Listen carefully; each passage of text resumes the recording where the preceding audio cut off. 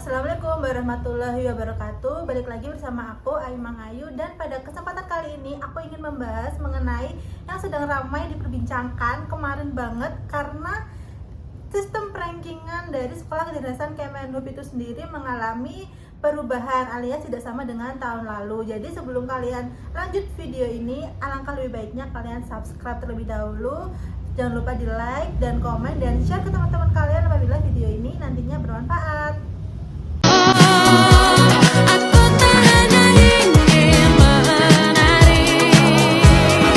Oke, gak usah lama-lama. Jadi kemarin banget nih guys, ada pengumuman resmi yang dipublish melalui web resmi si Pencatatan mengenai sistem perankingan Sekolah Kedinasan Kemenhub tahun 2022.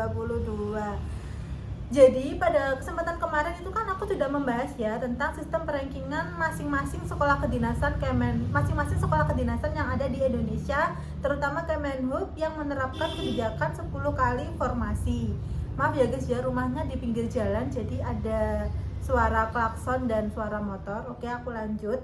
Jadi pada tahun lalu itu kan sudah saya bahas kalau semisal pengumumannya itu kan perankingannya ada 10 kali formasi. Nah, pada tahun ini resmi pada PG 7 BPSDMP tahun 2022 tentang kriteria peserta seleksi kompetensi dasar yang dapat mengikuti seleksi lanjutan si pencatat jalur pola pembibitan perguruan tinggi Kementerian Perhubungan tahun 2022. Di mana pada pengumuman ini sudah sangat rinci dijelaskan mengenai sistem perankingan dan kriteria siapa saja nantinya yang akan berhak lanjut ke tahap selanjutnya. Jadi ketika kemarin aku membahas 10 kali formasi, ya mungkin bagi yang nilainya 300-an akan ya semoga ya, maksudnya ada harapan lah ya untuk nantinya bisa lanjut ke tahap perankingan. Namun setelah pengumuman ini mungkin yang nilainya 300-an atau yang biasa-biasa aja mungkin lebih ke overthinking ya. Jadi pada pengumumannya itu sudah sangat dijelaskan bahwa ada 2 kriteria. Jadi pada pengumuman PG7 itu dibagi menjadi 2 kriteria, yaitu peserta yang mengambil jalur Polbid Kemenhub dan peserta yang mengambil jalur Polbid Pemda. Nah, kriteria yang masuk ke perankingan dari 2 peserta ini nanti menghasilkan atau dia itu menerapkan kebijakan yang berbeda. Jadi yang pertama aku membahas tentang yang peserta yang ambil jalur Polbid Kemenhub. Jadi khusus jalur Polbid Kemenhub ini yaitu peserta yang lanjut ke tahap selanjutnya adalah peserta yang memenuhi passing grade dan berperingkat terbaik sebanyak 7 kali kuota per prodi. Jadi hanya sampai 7 kali peringkat teratas yang memenuhi passing grade yang dapat lanjut ke tahap selanjutnya. Jadi bukan 10 lagi melainkan 7. Oke, lanjut ke poin 2. Peserta formasi Putra Putri Papua dan Papua Barat berperingkat terbaik 4 kali. Jadi khusus untuk yang mengambil formasi Putra Putri Papua Barat bukan 7 melainkan 4 kali kuota dalam prodi tersebut. Jadi misal pada prodi X dibutuhkan formasi Papua Barat itu 6 Putra Putri Papua, berarti 6 dikali 4 yaitu 24, seperti itu guys. Lanjut yang ketiga, khusus nomor 2 apabila tidak terpenuhi berlaku PG afirmasi. Nah, jadi bagi kalian yang mengambil Polbid Kemenhub, mohon maaf karena PG afirmasi itu tidak berlaku bagi kalian. PG afirmasi ini hanya berlaku pada formasi Putra Putri Papua Barat. Dan apabila setelah diafirmasi ini masih kurang, jadi nantinya tetap ada sistem peringkat sesuai dengan yang nomor 4 ini. Apabila nomor 3 tidak terpenuhi juga, maka berlaku sistem peringkat paling banyak 4 kali kuota per prodi dalam formasi tersebut.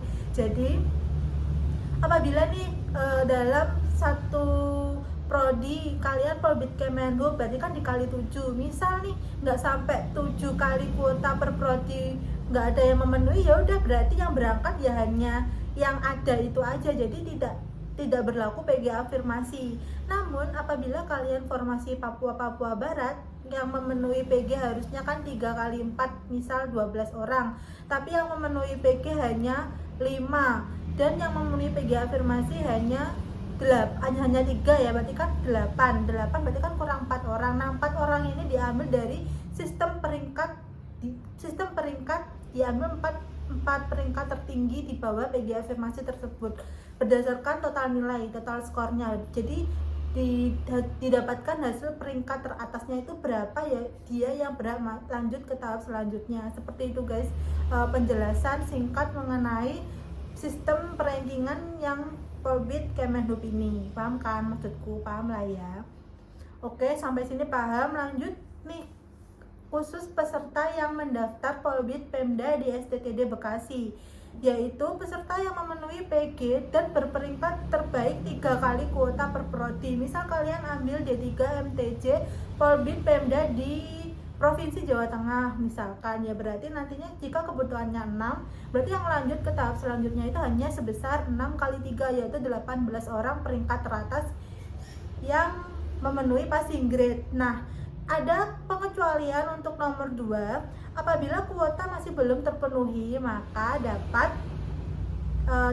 berlaku PG afirmasi. Jadi Polbit Pemda ini berlaku PG afirmasi ya. Misal dari kuota 3 kali itu belum terpenuhi, maka PG afirmasi pada kasus ini tuh berlaku gitu. Jadi tidak berlaku di Polbit Kemenhub, melainkan untuk Polbit Pemda PG afirmasi ini diberlakukan. Seperti itu guys.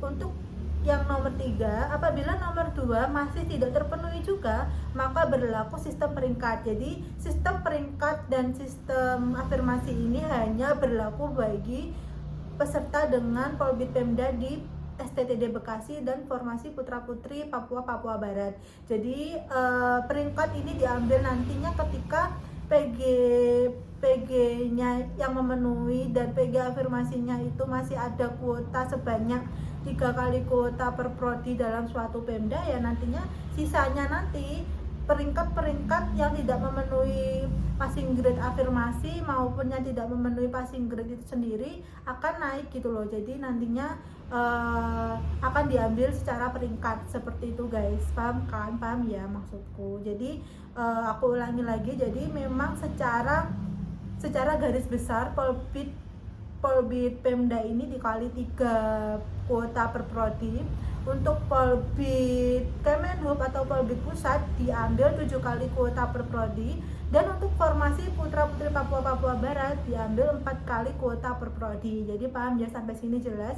Jadi berbeda dengan tahun lalu yang dipukul rata 10 kali kuota per prodi, entah itu dari Formasi Papua Barat maupun Polbit Pemda maupun Polbit Kemenhub, semuanya dibagi rata 10. Tapi tahun ini tidak, karena tahun ini berlaku 7 kali kuota per prodi khusus Polbit Kemenhub, 3 kali kuota per prodi khusus Polbit Pemda, dan 4 kali kuota Formasi Papua Barat. Seperti itu guys penjelasannya. Oke?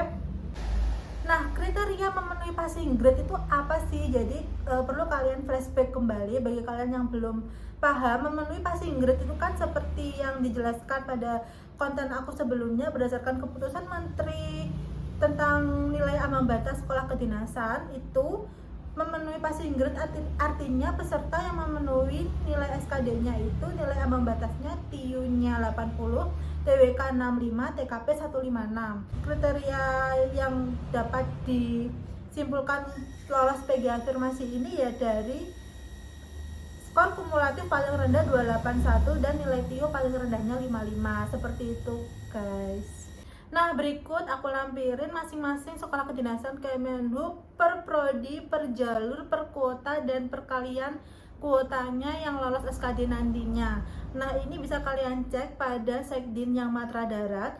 Untuk PTDI STTD Bekasi bisa kalian cek sendiri pada prodi Transdar Sarjana Terapan Teknologi Rekayasa Otomotif, D3 Manajemen Transportasi Jalan, dan D3 Manajemen Transportasi Perkeretaapian. Nah, ini kan ada 3 jalur ya khusus untuk STTD. Ada jalur Polbit Pemda, Polbit Kemenhub, dan Formasi Papua Barat. Dan bisa kalian cek kuotanya sudah aku lampirin di sana per masing-masing jalurnya, dan udah aku lampirin di kolom sebelahnya itu perkalian kuota dari masing-masing jalur itu sendiri. Bisa kalian cek nantinya pada Polbit Pemda nanti dibutuhkan berapa orang yang lolos, terus dari Polbit Kemenlu berapa orang yang lolos. Jadi bisa kalian cek sendiri, kalian daftar di Sekdin mana bisa kalian sesuaikan sendiri apakah nantinya skor yang kalian dapat sekarang itu bisa masuk ke perankingan atau enggak, seperti itu guys. Jadi ini buat gambaran aja ya, maksudnya misalnya di PPI Madiun Polbit Kemenhub kan kuotanya ada 24 bagi D3 TBJP, berarti kan nanti 24 kali 7 hanya 168 orang dengan ranking teratas yang dapat melanjutkan perjuangannya melewati tahap SKD ke tahap seleksi lanjutan, seperti itu guys. Jadi semoga nantinya ya nilai yang kalian dapat saat ini tuh bisa ya, maksudnya bisa kalian pegang nilai itu dan kalian bisa lanjut fokus untuk mempersiapkan diri ke tahap tes lanjutan, seperti itu. Lanjut ini untuk yang untuk yang sekolah kedinasan Matra Laut, ada STIP Jakarta, PIP Semarang, PIP Makassar, sampai dengan Poltekpel Barombong. Ada 10 sekolah kedinasan Matra Laut yang memiliki kuota sendiri, yang memiliki jalur sendiri. Di sini kan Matra Laut hanya ada Polbit Kemenhub dan Formasi Papua Barat ya. Di sana ada masing-masing kuota yang dibutuhkan dan perkalian formasinya bisa kalian cek sendiri. Misalnya di Poltekpel Sumbar D4 Transportasi Laut Polbit Kemenhub dibutuhkan 24, berarti nantinya ya 24 kali 7 yaitu 168 orang saja yang berhak lanjut ke tahap selanjutnya. Kak, misalkan nih ternyata di D4 Translas Poltekpel Sumbar itu nggak sampai 168 yang memenuhi PG, apakah yang kita yang nggak memenuhi PG tapi kita masuk kriteria afirmasi bisa naik? Ya enggak ya guys, tentunya karena kan Polbit Kemenhub itu tidak berlaku passing grade afirmasi. Jadi ya siapapun meskipun nggak memenuhi sebanyak 168 orang ya, misalkan hanya 70 orang ya hanya 70 orang saja itulah yang berangkat ke tahap tes seleksi lanjutan, seperti itu guys. Maaf ya ada iklan masuk Bu. Jadi gitu guys, pemahamannya mengenai masing-masing kuota kali formasi di Sekolah Kedinasan Matra Laut. Lanjut yang terakhir yaitu Sekolah Kedinasan Matra Udara dari PPI Curug sampai dengan Akademi Penerbang Banyuwangi. Nah, bisa kalian cek sendiri, ini kan Polbit Kemenhub dan Formasi Papua Barat yang berlaku di Matra Udara. Bisa kalian cek yang PPI Curug sebagai contoh, misal D3 Penerangan Aeronautika Polbit Kemenhub kuotanya 24 ya, berarti 24 kali 7 tadi yaitu 168. Ada 168 orang dengan peringkat teratas yang dapat lanjut ke tahap selanjutnya. Paham kan? Paham lah ya. Jadi nanti bisa kalian sesuaikan sendiri, kalian cek sendiri, kalian ambil sekolah kedinasan apa, jalur apa. Jadi nanti bisa kalian cek sendiri, bisa kalian kira-kira lah ya dengan skor yang aku dapat ini bisa nggak ya memenuhi, seperti itu guys. Oke, dan oh iya banyak yang tanya juga sih di Instagram yang DM tentang Kak kalau nilai segini aman atau enggak, Kak kalau nilaiku segini itu gimana gitu. Jadi aku nggak bisa balas karena ya memang kalian tunggu aja hasil kelulusan, hasil SKD-nya nanti serentak akan diumumkan seluruh sekolah kedinasan rekap. Jadi nanti kalian nggak usah khawatir kalian yang nggak memenuhi itu akan ada juga gitu loh. Jadi detail semua yang ikut SKD itu nanti nilainya akan direkap, digabung jadi satu PDF dalam pengumuman hasil kelulusannya nanti guys. Jadi nantinya kalian akan bisa tahu sendiri kalian itu ada di posisi berapa, di peringkat berapa dari yang lulus, atau misalkan kalian ada di posisi berapa dari teman-teman kalian yang nggak lulus, seperti itu guys. Jadi nantinya kalian nggak usah khawatir, nantinya akan ada nama kalian semuanya di pengumuman hasil kelulusan SKD. Dan aku nggak bisa jawab aman tidaknya, tapi kalian bisa kira-kira sendiri lah ya, karena tahun ini itu passing grade yang memenuhi passing grade itu rata-rata itu skornya pada menurun, gak kayak tahun lalu yang bener-bener nilai 450 itu sesuatu yang sangat sering terjadi ya, sangat sering ditemukan. Gak kayak tahun ini yang katanya sih nilainya itu banyak yang 350, 400 itu nilai yang sangat jarang gitu loh katanya. Jadi ya kalian berdoa aja semoga dengan nilai yang kalian dapat sekarang itu dapat mengantarkan kalian nantinya hingga lulus, nggak sampai ke tahapan tes lanjutan, tapi sampai benar-benar kalian menjadi seorang calon taruna di sekolah kedinasan impian kalian. Seperti itu guys. Oke, cukup sekian mungkin yang dapat aku sampaikan. Aku mohon maaf karena dalam sepanjang video ini ada noise atau suara-suara yang mungkin tidak enak didengarkan. Aku mohon maaf karena rumahnya di pinggir jalan dan ada kurang lebihnya, ada perkataan yang kurang berkenan. Aku mohon maaf. Apabila ada pertanyaan yang lebih lanjut, bisa kalian drop komentar kalian pada video di bawah ini, dan sampai jumpa di video selanjutnya. Oke, terima kasih, bye bye.